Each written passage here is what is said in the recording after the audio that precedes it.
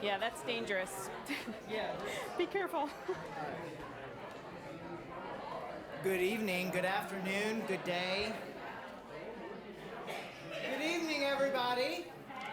Welcome. Thank you for coming to our second annual. Yeah, I know there's a mic, but do you want me to be this short? As short as me. All right. Can you hear me well? Can you hear me in the back? Fantastic. I get some thumbs up, and the people who can't hear me, they didn't know I asked. So thank you so much for coming out to our second annual September seminar on organizing your life. As y'all know, Nancy and I, she's around here somewhere. There she is. Nancy and I have always wanted to provide high quality, trustworthy guidance and great information, and this evening is going to be full of that great information on getting your financial life together so that somebody else won't have to do that for you. We know how important this is from working with people through the years, working with families, working with clients after somebody dies. As financial advisors, of course, we know a lot. We can help on the accounts side. We can make that transition as smooth as possible. But there's just so much more in your life that needs to be organized for your next of kin. Over the last year, our office has been looking at a lot of these sort of so-called death organizers, if you want to be slightly grim about it. We've read books, we've consulted with other professionals, and that's how we came to the Nokbox, which I will say this is not a product pitch, this is not an endorsement of any specific thing. The Nokbox is just really great, and it's very thorough. It's very organized. It has instructions on how to fill it out and how to use it if you are, dealing with somebody who has died. Nancy has done it herself, so she can kind of tell you what she liked about it if you want to talk to her. But the most important thing is not the product itself, but the process of going through it. The process of cataloging and organizing all your stuff. And then the process of keeping that updated as kind of a living, breathing organizer through the years. I want to introduce the team. As you know, when you call us, you get a real person, and some of those real people are standing back there. A real person who can probably answer a lot of your questions the instant you call, who can help serve you that day. Y'all have probably been served by Meredith DeLon, Lindsay Marshall, De'Ara, is she still at the church? De'Ara, there we go. Okay, she was standing behind somebody. And recently, as we've grown both in size and the depth of service we offer, our team has grown. Dorian Randall back there and J.R. Gearhart, who you also met at the check-in desk. Before I introduce the actual program presentation, I have a couple of logistical items. If you were wondering, restrooms are right there on the side, right behind the camera guy. We do have a few Nokbox organizers. We may have a few left. If you would like to take one home for someone who needs it, let us know. I think we have a handful left. We'll have about an hour for the program. We'll have food out there. So after the program, get yourself a bite to eat. Come back in here. We'll have Q&A. If you have any Q's, she's got some A's. And then the bar will be open, and kind of after the questions run out, then the whole thing will just devolve into a more social happy hour. But the bar is open right now if anybody needs to run, go grab something. So Nokbox itself, and you can, if you want to add anything to this, you're welcome to. But Maria Frietta started Nokbox after her own father died in 2021. Her and her brothers all gathered at her dad's house, and they knew where the house was. They knew about some accounts. They could settle some things, but they realized there were so many more things. How do you pay the water bill? How do you close the water account? Who takes care of the dog? What are all these other things that need to be done in somebody's life? So she recognized that need, that the next of kin needed more information, a better organizer. She actually started selling these kits out of her backyard shed. You would, I guess, call her up and she'd leave it on the front porch for you. Lucky for y'all, she does not live near here, so you do not have to drive to her house. We have them for you here.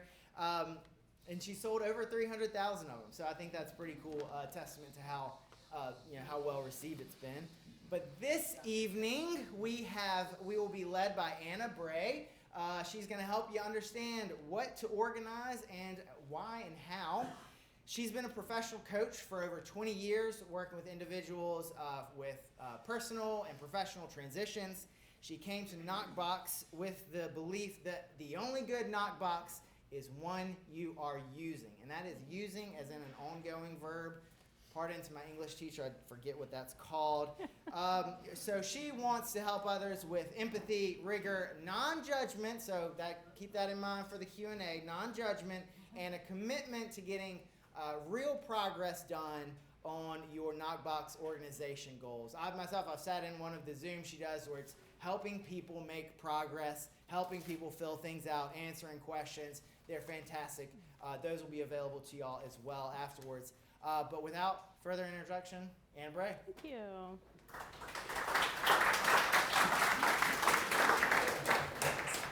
Thank you. Welcome. So delightful to be here.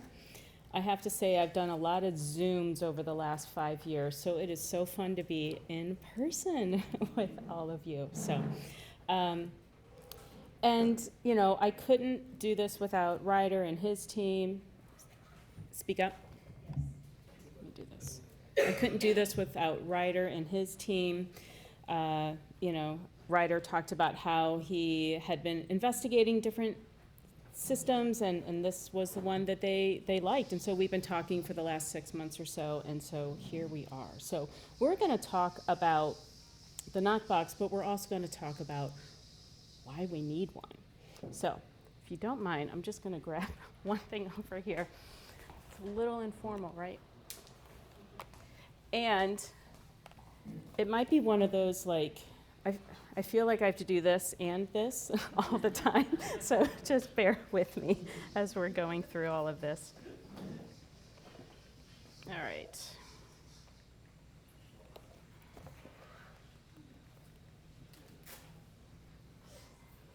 So why are we here? To plan. To plan. Yeah. To organize. Yeah. Why do we need to do it? Is it? Our poor kids, yeah. Are you here on your own? Did someone make you come here today? I have to ask that because sometimes we get reluctant people. So, what do you need? You can't. Is this better? Does it need to be? Okay. All right.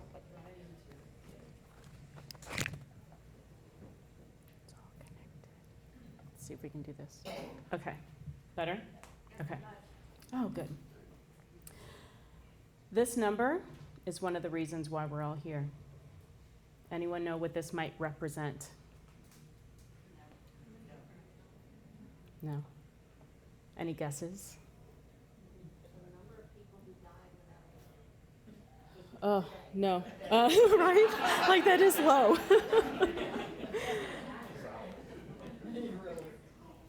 This number represents, and it's an average, but it represents the average number of hours it takes one person to close out someone else's estate. Yeah, I'm just going to let that sink in for a minute, right?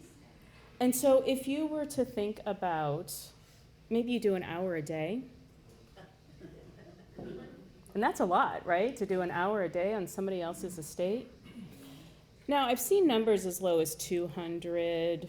I've seen numbers as high as 900.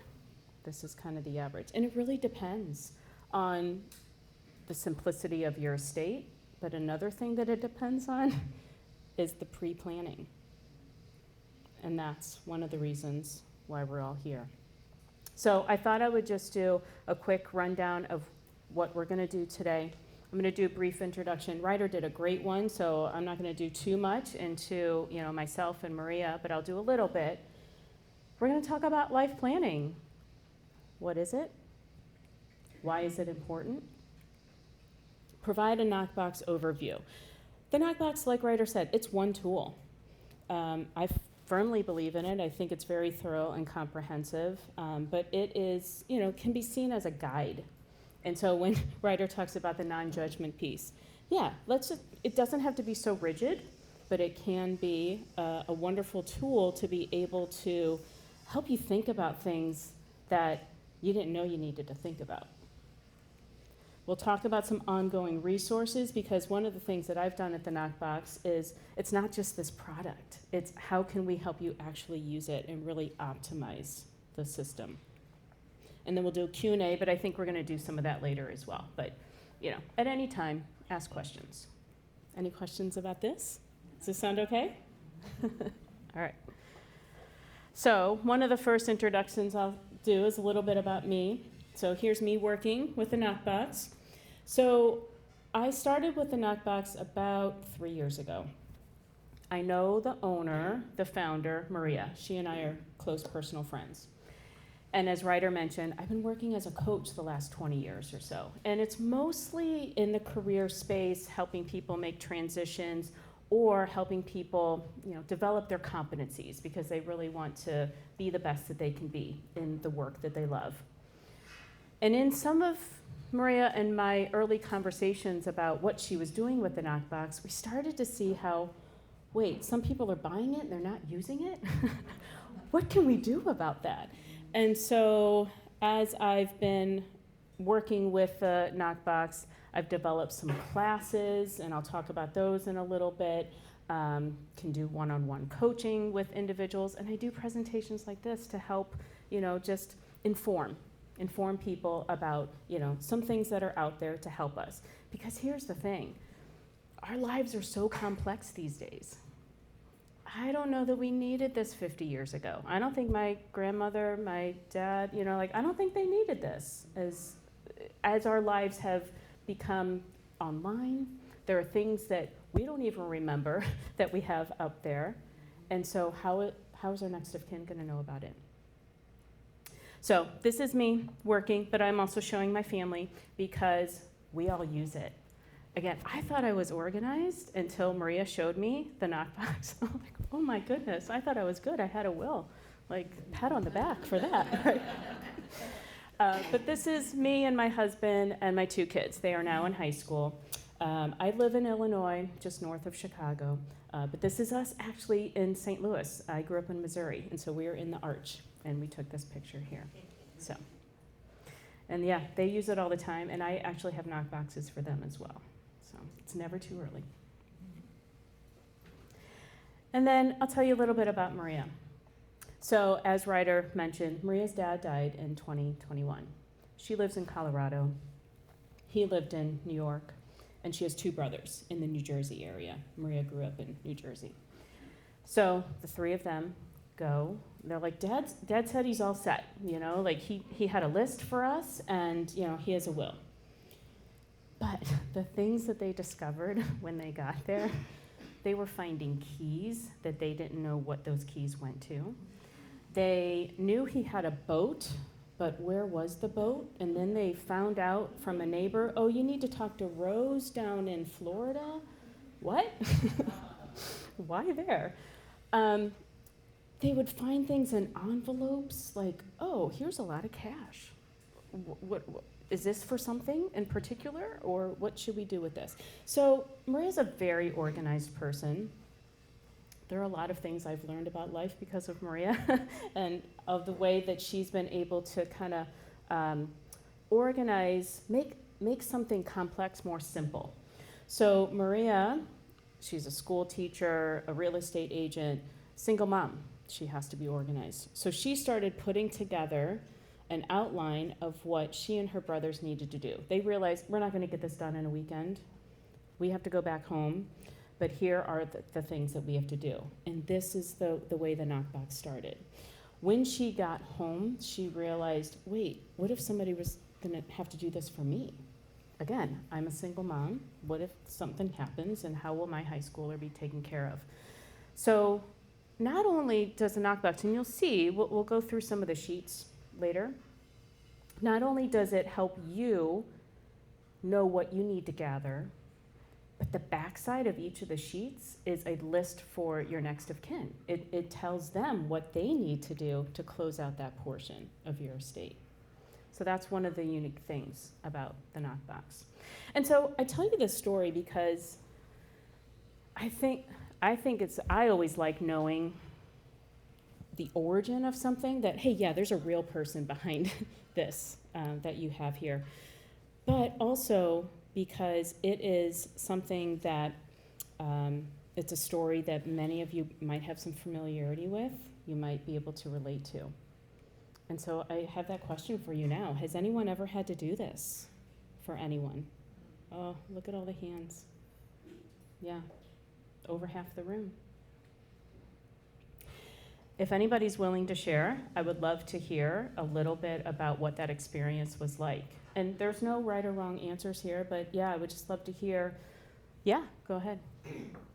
My husband died of cancer after about 4 years. Okay.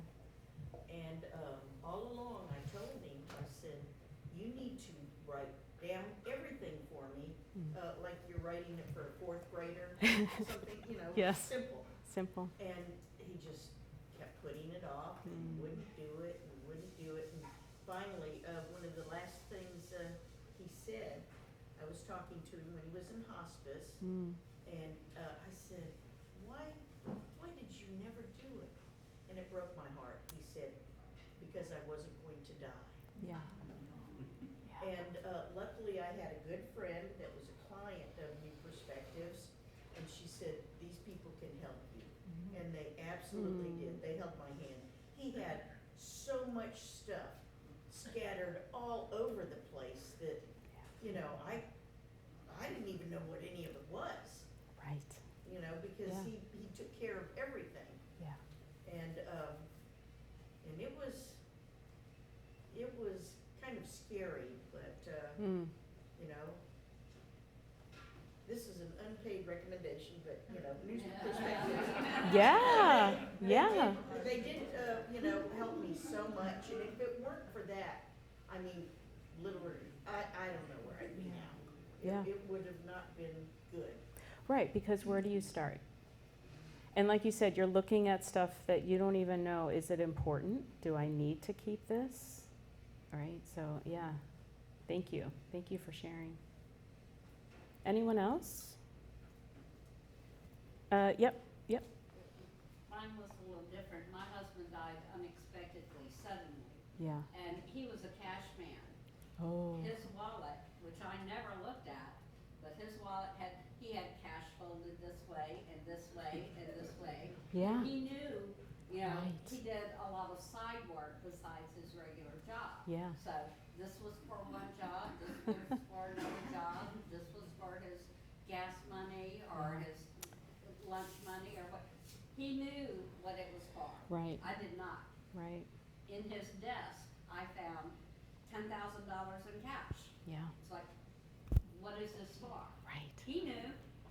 I didn't have a clue. Yeah. So it was difficult to find out, what jobs were you working on? Who owes you money? What have you already bought? Plus just the regular household things, So much. Again, yeah, I went to Nancy. Yeah. Yeah. She said, you're fine, we'll take care of you, we'll Yeah. help you. But Yeah. yeah, it was very difficult, even though I knew the basics of what we owed, who we owed, where our money was, that sort of thing. There were a lot of things that I was not prepared for. Okay. Yeah. We hear that a lot. Thank you. Yeah. And I think you had your hand raised too? Yeah, my hand was raised. Yeah. And it's because, I think it's because I'm the oldest in the family that I've done this a few times. And Okay. it's always been a different way, Right. everybody does it differently. And so you have to catch up Yeah. because you're not there with them all the time. Right. And, they think they have it. I know. They really do. And I think they have it. Yes. Until you dig in. So, Yeah. my husband was really good about his area, which was financial, and he took care of that. And I didn't. Yeah. I did all the bills and I kept the checkbook and all that since college. But I didn't know anything about that because I didn't care to. He was taken care of. Right. Divide responsibilities. Yeah. And an aunt didn't have any children. She told me a little bit. I thought that was enough. I'd go with it. And thorough, I thought. Yeah. But there are always things, if you're not asking those questions, you don't get those answers. And you don't know what the questions That's are to right. ask. Yeah, yeah. So, Yeah. it's not easy, period. But I had been told about this from our tax guy. Oh, great. And, 'cause I didn't know what NOK meant. Right. And I had been one, but I didn't know what that was. Right. So anyway, when you think you've got it, you don't. Yeah. And here's the thing, it was designed because, with the next of kin in mind, right? That's why Maria created this. But one of the things that I can personally attest to, and many other Knockbox users can attest to, it is so useful for you now while you're living. It has saved my husband and me a lot of time looking for things. Wait, do you have, our son's passport? I thought I did. It was in this drawer. Where is it now? Now it's all in one place. Save some arguments too, but. And it's just so nice to be able to let a babysitter know, hey, here is all the information about the kids. These are the allergies, these are the medications, right? Because it's all already listed. We don't have to keep recreating it every time. So what I thought I would do is share a couple of stories. These are real life people. And this is Susan. Susan had a brother who died, and he was in his late 50s. David, her brother, was single. He lived alone. It was unexpected, his death. He didn't have an illness. He had some underlying conditions that nobody knew about. And so he had a sudden stroke, was hospitalized for a couple of days until he died in the hospital. Susan was the closest family member, the one nearest to him geographically and support-wise. They didn't see each other that often, though, so she didn't know a lot about what was going on in his life. There was another sister. Their mom was still alive at the time, and they had a young adult, David, had a young adult daughter in college, like about 19 or so. He didn't have much of anything planned. He had planned some stuff maybe 15 years earlier, but a lot of that was outdated. So the first couple moments and hours of their experience with this, they realized his medical POA was outdated. It still had his former wife named as the person, yeah. She was willing to assist, but she also felt ill-equipped to do so. She didn't know much about his life anymore or his wishes. They weren't aware of any doctors' names. Did he have a primary care doctor? Were there specialists? They had no understanding of the scope of any medical conditions. They assumed he had health insurance. They did track that down, but it took a little while. And remember, they're trying to figure all of this out under some pretty high stress and critical, urgent situation. One of the things that Susan said to me, we were just reacting, right? Just kept reacting to everything. And they had to make some really emotionally charged decisions at a time that felt really heavy. So he died. So now they're trying to guess what type of service he wants. They knew he occasionally went to church, but they weren't sure which church. Susan remembered that he talked about wanting to be cremated, but their mother was like, no, he would have never wanted that, right? So now they're starting to have some friction. They struggled to write his obituary. They couldn't remember some of the jobs or the names of the companies where he previously worked. And they also couldn't locate some of his friends. They actually found an old address book in his home, but unfortunately that was many years out of date as well. With his accounts, so then they started realizing, wait, he probably has bills that we need to pay. So they're trying to figure out the memorial and then starting to pay some bills as well. So then they start looking through piles and stacks of paper. And kind of like the bills folded in the wallet, there seemed to be some logic going on, but they weren't sure. Why is this stack over here and this one's kind of offset this way, and do they mean the same thing, right? They were trying to work out what all of that meant and if they needed to keep all of these things. They just kept it just in case, but some of it didn't look really relevant. They realized they weren't sure about his mortgage. How was it paid? Was it an auto payment, or did he authorize the payment every month? Who was it paid to? What was the name of his mortgage company? And lately, mortgage companies are changing all the time, right? They sell your mortgage to another company. That happened to my husband and me recently, where all of a sudden we're getting bills from Mr. Cooper Mortgage, which it's real, but we thought it was a joke at first. We're like, we've never heard of this company. But it is a real mortgage company. Yes, yeah. They weren't sure about his bank accounts or investments. They thought he likely had a 401k from a previous job. Again, had trouble remembering which job that may have been from. When they called the company that they thought, okay, yeah, I think it's this company, there wasn't any record of a retirement plan for him.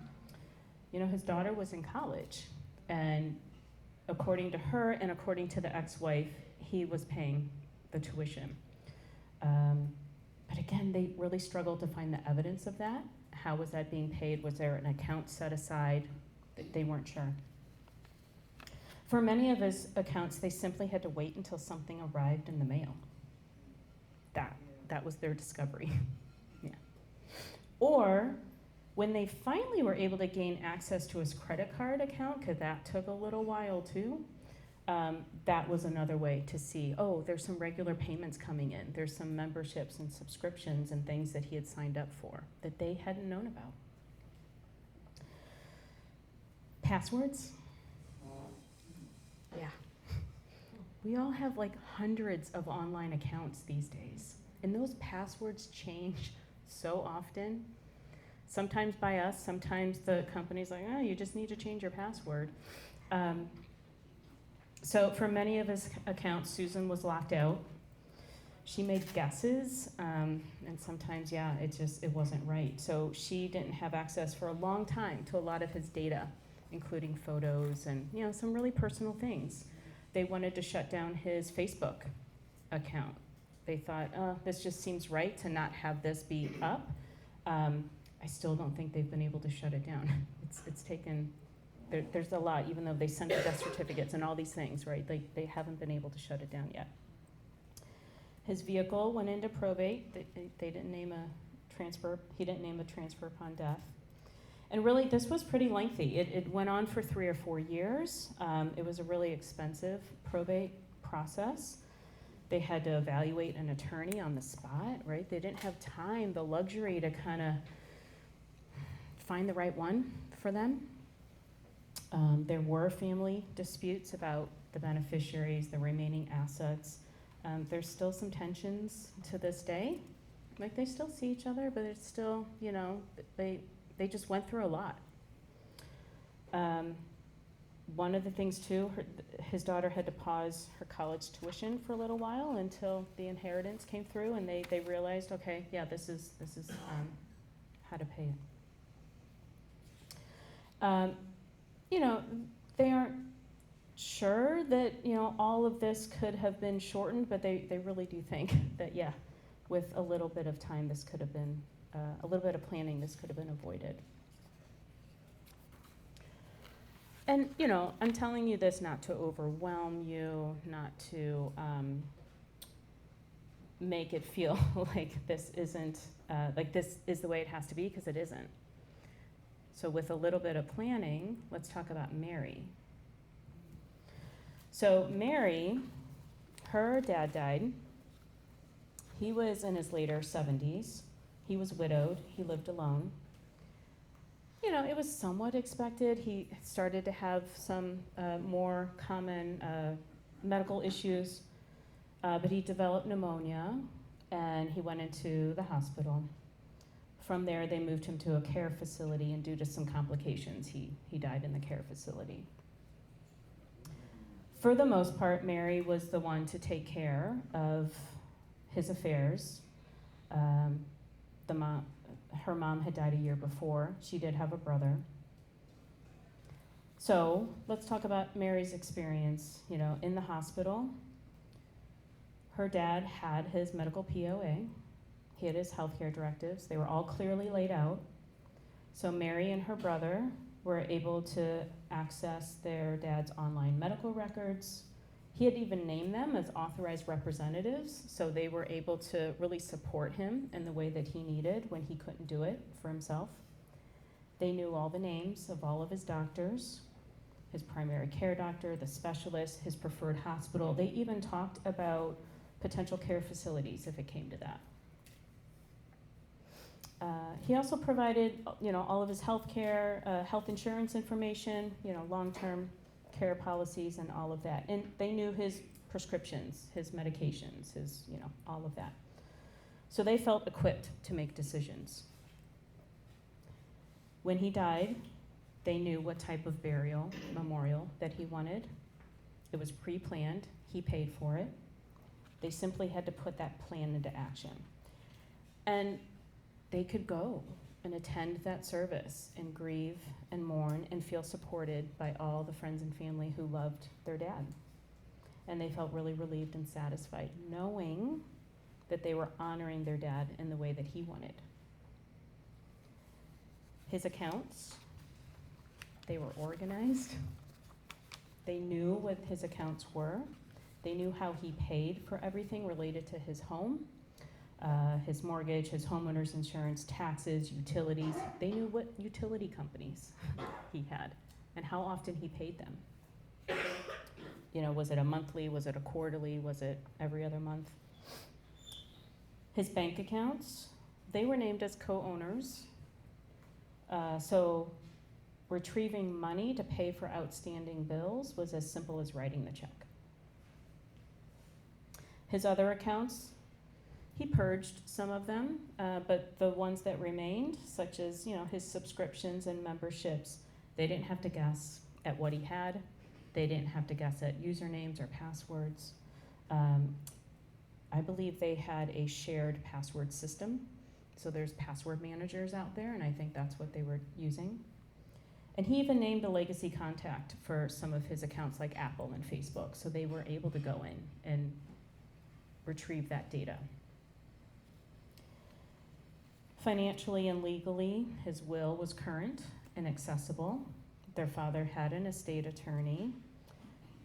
Everyone was clear and on board with their father's wishes. He even had photos and collections organized. He was somebody who collected rare music and films. And so they knew all about his interest. He got a kick out of talking about it, so they knew the story behind it, like what it meant to him, which felt so valuable to them. And they also knew what he wanted to have done with those collections. Overall, they were able to focus on their grief, their healing, able to move forward, rather than do all the admin and the logistics and, that stress. They were able to wrap up his estate pretty quickly. And they were able to get, the funds pretty immediately to, close out his final expenses. So here are two stories here. And there's so many in between as well, right? Like these are kind of two extremes on the spectrum. But again, with planning, it can be easier. So now let's talk a little bit about the Nokbox. So again, the Nokbox was designed with your next of kin in mind. And what I thought we could do, just to give you a little overview of what you have in the packet, because it can feel overwhelming. I do hear this from people sometimes who open up the box and say, oh my goodness, I'm returning this. That is the number one reason for returns. It's not that they don't want it or think they need it, it's too much. And again, that's why I'm here, right? Like I think we all need it. And so let's make it a little more accessible and find some of that low-hanging fruit. So one of the first things in your knockbox is what I call the directions section. So all of the contents are in that protected documents bag.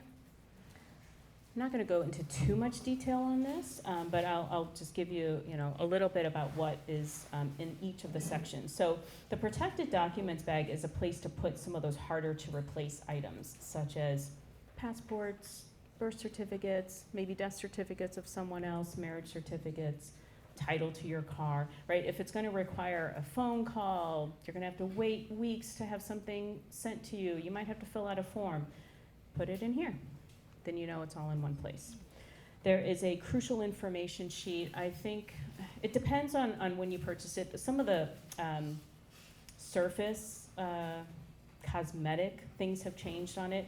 On mine, I think it's like page 5 of the knockbox. Like there's directions for the owner of the box, and so I think it says page 5, and it'll say crucial information sheet. And this is really important because it gives your next of kin the knowledge of some of those important passwords, like how to get into your device, right? Like how do you open up your phone, right? Is there a passcode? Is it face? Is it fingerprint?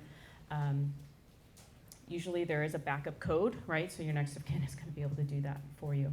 But this lets them know how they can get into those accounts for multi-factor authorization. I mean, every time I sign into my own bank account, I have to type in this 8-digit code or something. There's also a letter to your next of kin. And so this is going to provide just a template for how to communicate to your next of kin that you have done this, that you have a knockbox, and it can be useful to them. And then there's a key bag system. The key system is for, I don't know, anybody have a drawer of keys? A bucket? Yeah, a drawer of keys, a bucket of keys. I had one, and I used to know what all those keys were. I have, over the years, forgotten, or people have moved, but I didn't give the key back, or, something along those lines. So this is a place for you to label the keys. Don't feel like you have to make duplicates. Some people ask me that sometimes. I only have one car key. Do I have, you don't have to. It might be a good idea to have two, but you don't have to make a duplicate just to put it in this key bag system. And then let's look at the primary residence section. So these are, kind of going in order of how it's laid out in the knockbox. In the primary residence section, this is going to let your next of kin know all the things they need to know about your primary home. Do you have a mortgage or lease? How is that paid? What are your utilities? If somebody lives out of state, they may not know the local utility company here. For me, with my utilities, I actually created a chart that kind of made sense to me. Like, okay, here are all the things. This is how it's paid, because I have 2 that go off this credit card, 2 that go off another credit card. One pays at the 15th of the month, right? So it's a little, So I created a chart. It's nice for me. It's nice for my husband, because I pay the bills. And it's nice for the executor when that time comes. Maintenance and repairs, this is a place where you can put, your favorite plumber, the name. Like, how horrible would it be if your next of kin needed to quickly find the water shut off if pipes froze, right? Maybe that doesn't happen as much in Mississippi. It does in Illinois, though. People, this is people associated with your home, so this is where you can let your next of kin know about other people that might have a key or access to your home. And then home inventory, other information. Let them know where that water shutoff is. Do you have a sprinkler zone system? Where's the electrical panel? Also, taking, maybe pictures, images, videos of, the contents in your home. You probably forget what's in your home sometimes. How would your next of kin know? And honestly, it's great for insurance, right? Like, insurance is going to pay on evidence. And so this is one of those things that you can provide to them. There's a vehicles section. There are 5 vehicle folders, 5 vehicle sheets for up to 5 potential vehicles. And this is anything with a VIN. Sure, it's a car, but it's, you know, a motor home, a boat, a trailer. Some golf carts have VINs. Some e-bikes, tiny homes have VINs. That's something I discovered recently because they're considered a motor home. So anything to do with that vehicle, toll passes, where it's stored if it's not stored on your property, that's a good one. Bank accounts.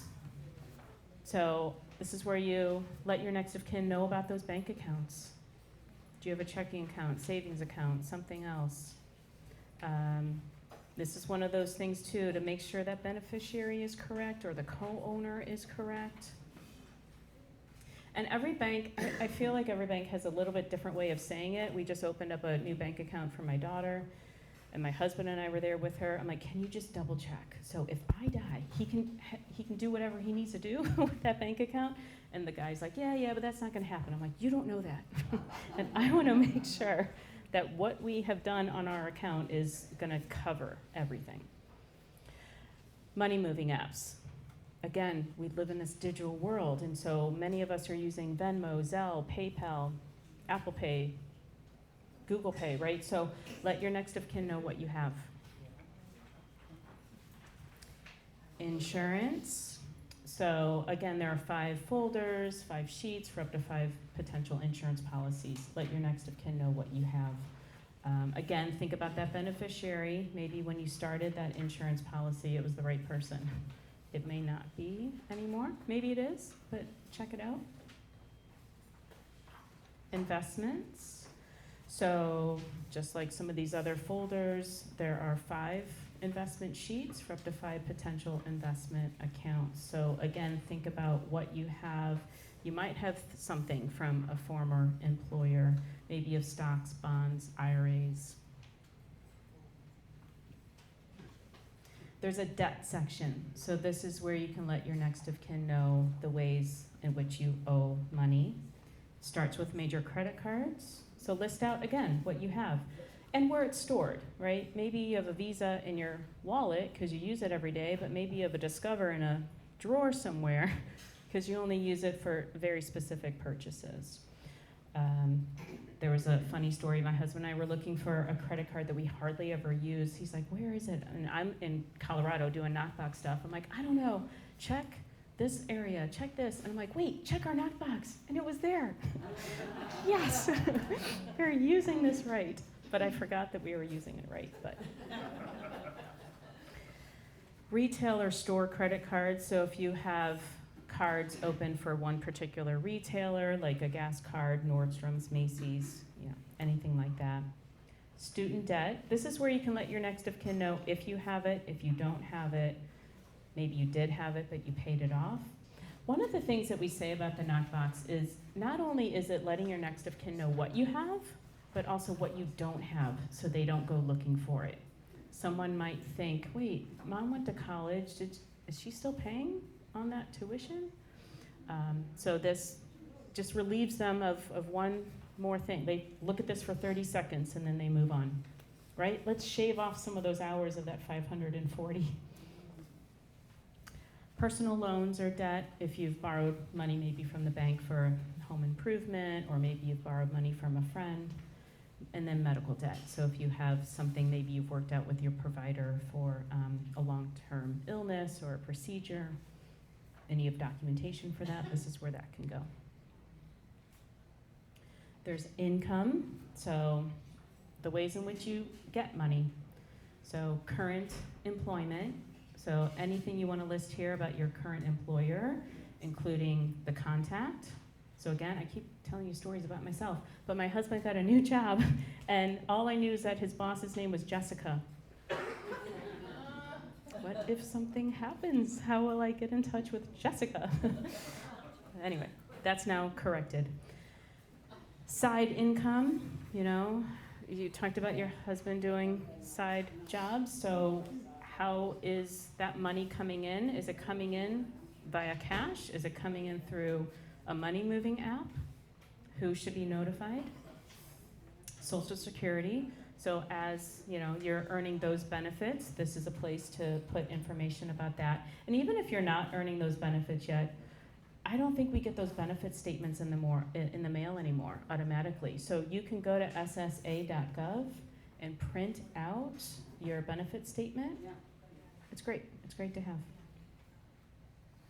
Retirement, so any retirement income that's coming in, and then other income. So a way to catch anything like maybe a trust, an inheritance, anything along those lines. Assets. You know, a lot of your assets are probably covered already in some of the folders, like your home and your car. But if you have jewelry, art, like you can think of, you know, assets here as anything that you might have an extra insurance policy for or an appraisal for it. There was somebody I knew that he had a rare coin collection. And so he had that appraised, he had insurance for that. Friends and family section. So here there are 5 sheets. There is dependents, and this is, yes, children under the age of 18, but maybe if someone else is dependent upon you for some care, if you're taking a friend, elderly neighbor or family member to the doctor, you might have an adult child with special needs. Yeah, anything along those lines. Like if you think of what would somebody need to know to be able to step in a moment's notice and take care of this individual in the way that I'm caring for them. Pets, anything to do with your pet, are listed here. And it can be important too to think about what will happen to that beloved pet after you die. Is there a plan for that?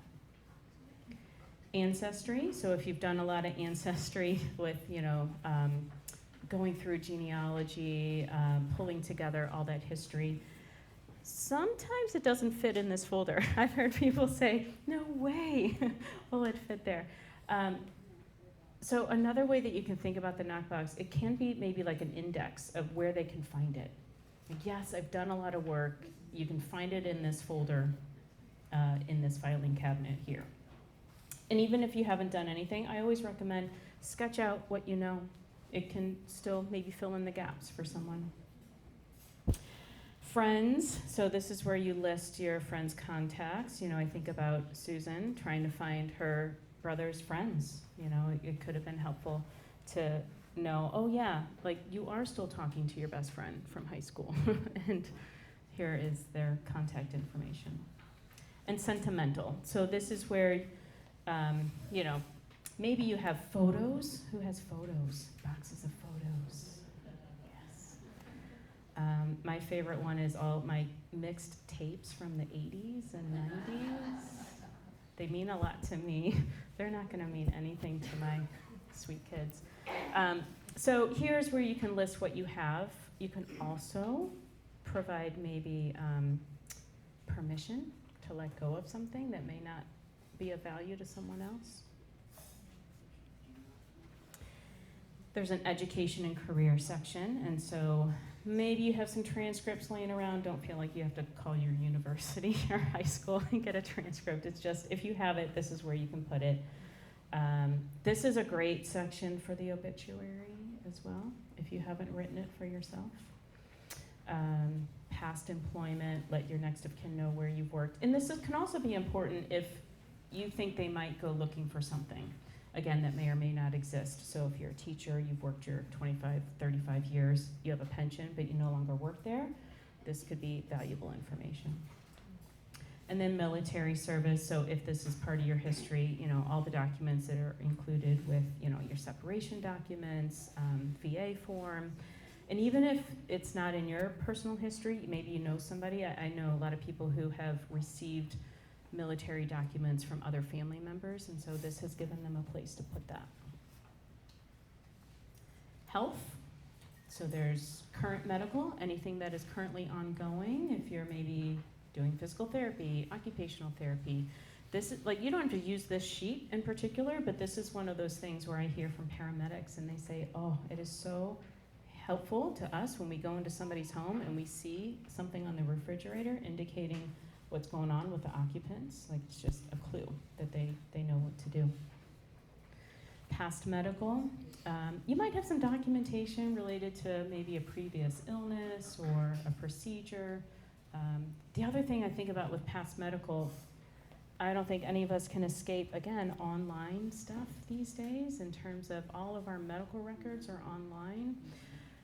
You can grant access to anyone, who you is a trusted person, but once you die, those accounts shut down. So if there's something in your medical history that you would want to communicate to your next of kin, you can print that out and include it here in this folder. And then Medicare, Medicaid, so as these things are coming into your life, here's a place to put all of that documentation. There's communities and online accounts. This can be a big folder, right? Like we are members of a lot of things, maybe a book club, Elks Club, singing in the church choir, right? There's many neighborhood communities. Subscriptions, memberships, donations. This is particularly big too. If you think about maybe a gym membership, newspapers that are being delivered, like the entertainment subscriptions, right? Netflix, Hulu, Disney, and if you're rotating, because I like this show, I've been done watching that, now I'm gonna sign up for this one, right? So try to keep track of those. Social media, so this is a place to let your next of kin know which platforms you're using and what you would wanna have done with that account afterwards. And this too is where you can name a legacy contact. So that individual can be the person who makes some decisions after you die. And then other online accounts. Again, this can be really big if you think about the hundreds of online accounts that you may have set up in the last 10 years or so. Don't feel like you have to recreate all of that, but if you have a password manager, if you have a spreadsheet, if you have, maybe you're using a password book or something, just point your next of kin to where they can find that. There's a legal and tax section, so this is where you can include past returns, or if those are all online, let your next of kin know where they can find those returns. Do you use tax software? Do you have an accountant? And this is particularly important because your next of kin is gonna have to continue to file a tax return for you and for your estate until your estate's closed. And legal, so if you've had any legal proceedings, maybe a divorce decree, a non-compete with work, if you were involved in a motor vehicle accident or something like that and there was some litigation, maybe you have handwritten notes, right? You're talking to a lawyer and taking notes, so this is a place to put all of that. All right, the last section. So the estate documents here, this is where, and I can bunch some of these up, like the will and trust, medical directives, financial power of attorney, and guardianship. One of the biggest things here is to let your next of kin know if you do or do not have these. We strongly recommend that you do. We think it's important, but if you don't, let them know so they don't go looking for it, and let them know where they can find it if you do. And you might need to update them. And then the last sheet is the end of life ceremonies. So this is a place where you can let your next of kin know what you would want to have happen at the end of your life. Okay? Do we need to wrap? Yeah. Okay. Okay. Yep. Just want to mention a few resources, and I know Lindsay's going to send out an email, and so you'll get all of these links as well. But we do have robust customer service. We have a Facebook group called the Nokbox Nook. There are 13,000 members in that Nook right now. And so almost daily, people are posting questions, asking for tips, providing ideas, sharing their successes. So it's a really supportive community. There's a Nokbox podcast, and so I know this link will go out. And that can be so motivational. Sometimes I sit there, I'm like, I'm just gonna listen to this podcast, and all of a sudden I'm like up and doing things on my Nokbox, so it's hard to not do it.